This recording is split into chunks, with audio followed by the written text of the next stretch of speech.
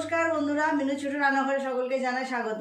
চলে এসেছি আজ অনেক রকমের সবজি নিয়ে। এই দেখুন, অনেক রকমের সবজি কেটে ধুয়ে পরিষ্কার করে নিয়েছি। বুঝতেই পারছেন আমি আজকে কি রেসিপি বানাতে চলেছি। আজ আমি বানাবো বাঙালি সবথেকে পছন্দের রেসিপিগুলোর মধ্যে একটি, শুক্তো। যে কোনো অনুষ্ঠান বাড়িতে কিন্তু শুক্তো হয়, বিশেষ করে দুপুরবেলায় কোনো অনুষ্ঠান থাকলে সেখানে তো শুক্তো হয়েই থাকে। তো এখানে আমি কি কি সবজি নিয়েছি: বেগুন, রাঙা আলু, শিম, এখানে আছে কচুরমুখী, আলু, উচ্ছে, গাজর, বিনস, আর যেটা না হলে নয়, বড়ি। শুক্তোয় একটু বড়ি তো দিতেই হয়। সমস্ত বাঙালির ঘরে কিন্তু এরকম রেসিপিটা আমরা প্রায় সময় করে থাকি, খেয়ে থাকি। এই রেসিপিটা আমি কিভাবে বানাবো সেটাই আপনাদের সামনে শেয়ার করব। আপনারা প্রথম থেকে শেষ পর্যন্ত ভিডিওটা দেখতে থাকুন। শুক্তো বানানোর জন্য যে মশলাটা করব, এখানে নিয়েছি আদা, হাফ চামচ পরিমাণ রাঁধুনি, আদা, রাঁধুনি আর কালো সর্ষে, 1 চামচ পরিমাণ কালো সর্ষে নিলাম। খুব সুন্দর করে একটা মিহি পেস্ট বানিয়ে শুকনো খোলায় 1 চামচ 5 ফোড়ন ভেজে গুঁড়ো করে নেব। 5 ফোড়নটা ভেজে নেব, একটু ঠান্ডা করে নিয়ে তারপর গুঁড়ো করে নেব। মশলাটা ভাজা হয়ে গেছে, নামিয়ে নেব। বড়িগুলো আগে ভেজে নেব।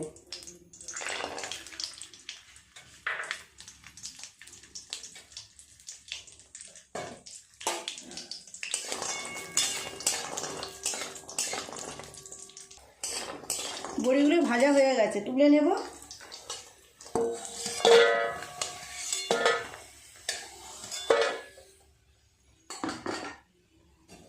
আর একটু তেল দিয়ে দেব।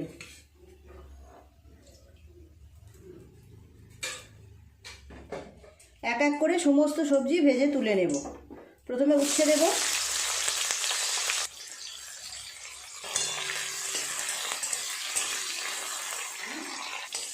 উচ্ছেগুলো খুব ভালোভাবে ভেজে নিয়েছি, তুলে নেব।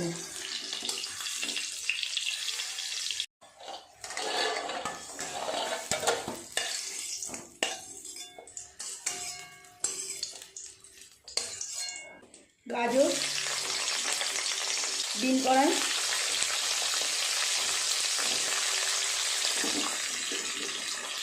শিম, দিয়ে দেবো বেগুন। খুব ভালো করে সমস্ত সবজিগুলো ভেজে নেব। এর উপরে বাকি সবজিগুলো সব দিয়ে দেব। রাঙা আলু, কচুরমুখী আর আলু।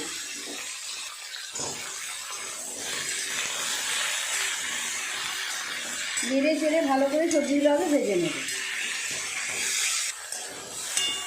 নেড়ে চেড়ে খুব ভালো করে সবজিগুলো ভেজে নিয়েছি। এর উপরে দিয়ে দেবো হলুদ গুঁড়ো, খুব অল্প পরিমাণ হলুদ গুঁড়ো দেবো।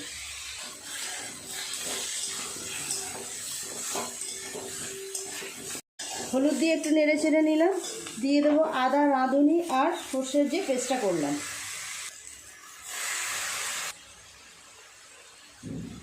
1 চামচ জিরের গুঁড়ো আর হাফ চামচ দেবো ধনের গুঁড়ো। দিয়ে দেবো স্বাদ মতো নুন। খুব ভালো করে সমস্ত সবজির সাথে মশলাটাকে একটু কষিয়ে নেব। এই সময় দিয়ে দেবো ভেজে রাখা উচ্ছেগুলো।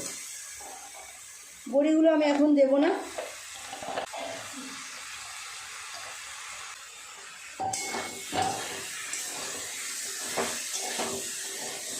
তিন 4 মিনিট সময় নিয়ে সমস্ত সবজির সাথে মশলাগুলোকে ভালো করে কষিয়ে নিতে হবে। আমি কিন্তু ডাঁটা ছাড়াই আজকে শুক্তো বানাচ্ছি।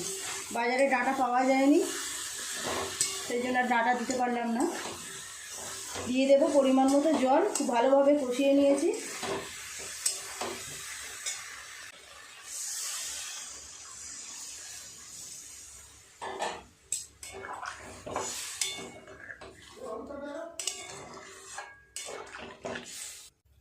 শুক্তোর মধ্যে তো একটু মিষ্টি দিতেই হয়, তাহলে শুক্তোর স্বাদ খুব ভালো হয়। দিয়ে দেবো অল্প একটু চিনি। এই ছোটো চামচের 1 চামচ চিনি দিলাম। চাপা দিয়ে দেবো সবজিগুলো, তাহলে খুব ভালোভাবে সিদ্ধ হয়ে যাবে তাড়াতাড়ি। প্রায় 7-8 মিনিট ঢাকা দিয়ে সবজিগুলোকে সিদ্ধ করে নিলাম।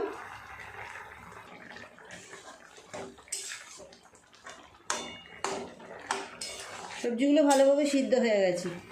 দিয়ে দেবো ভেজে রাখা বড়ি।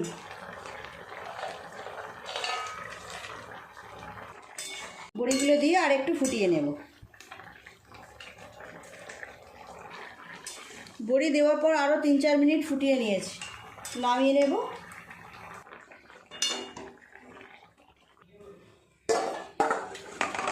সাঁতলে নিলেই হয়ে যাবে শুক্তোটা রেডি। কড়াইটা পরিষ্কার করে বসিয়ে, কড়া ধুয়ে পরিষ্কার করে বসিয়ে দিয়েছি। তেল দিয়ে দেব। তেল গরম হয়ে গেছে, দিয়ে দেবো একটা তেজপাতা, 1 চামচ 5 ফোড়ন।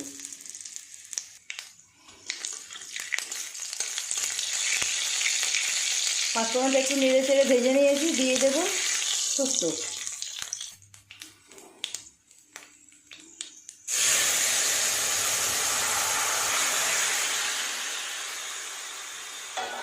এইভাবে শুক্তো রান্না করলে কিন্তু অনুষ্ঠান বাড়ির মতো একদম খেতে হয়, দারুণ সুন্দর টেস্ট হয়। নিমন্ত্রণ বাড়ির শুক্তো এত টেস্ট হয় কেন জানেন তো? ওরা এই সিক্রেট জিনিসগুলো দেয়। আমি এখানে কিছুটা শুক্তোর ঝোল তুলে নিলাম। এর মধ্যে দিয়ে দেব 1 চামচ দুধ। আমি তো গুঁড়ো দুধ দিচ্ছি, আপনারা চাইলে লিকুইড দুধও দিতে পারেন। খুব ভালো করে এটা গুলে নিয়ে শুক্তোর মধ্যে দিয়ে,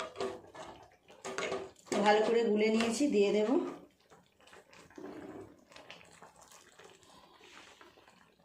এটা দিলে খুব সুন্দর স্বাদ হয় শুক্তো। আর একটু ফুটিয়ে নিলেই হয়ে যাবে শুক্তোটা রেডি। তৈরি হয়ে গেল একদম নিমন্ত্রণ বাড়ির স্টাইলে অপূর্ব স্বাদের শুক্তো। খুব ভালোভাবে শুক্তোটা আরও কিছুক্ষণ ফুটিয়ে নিলাম, নামিয়ে নেব। পুরোপুরি হয়ে গেছে। এই জায়গার মধ্যে ঢেলে নেব। দুপুরবেলায় প্রথম পাতে এরকম শুক্তো করলে কিন্তু সবাই ভীষণ খুশি হবে। খেতে তো দারুণ লাগে, সবাই ভীষণ পছন্দ করে এইরকম ধরনের রেসিপিগুলো। ওপর থেকে একটু ঘি আর গুঁড়ো মশলাটা ছড়িয়ে দেব। ওপর থেকে ছড়িয়ে দেব 5 ফোড়ন গুঁড়ো করে যেটা রেখেছি সেটা। এই মশলাটা কিন্তু দিতেই হয় শুক্তোয়, তাহলে শুক্তোর স্বাদ খুব ভালো হয়।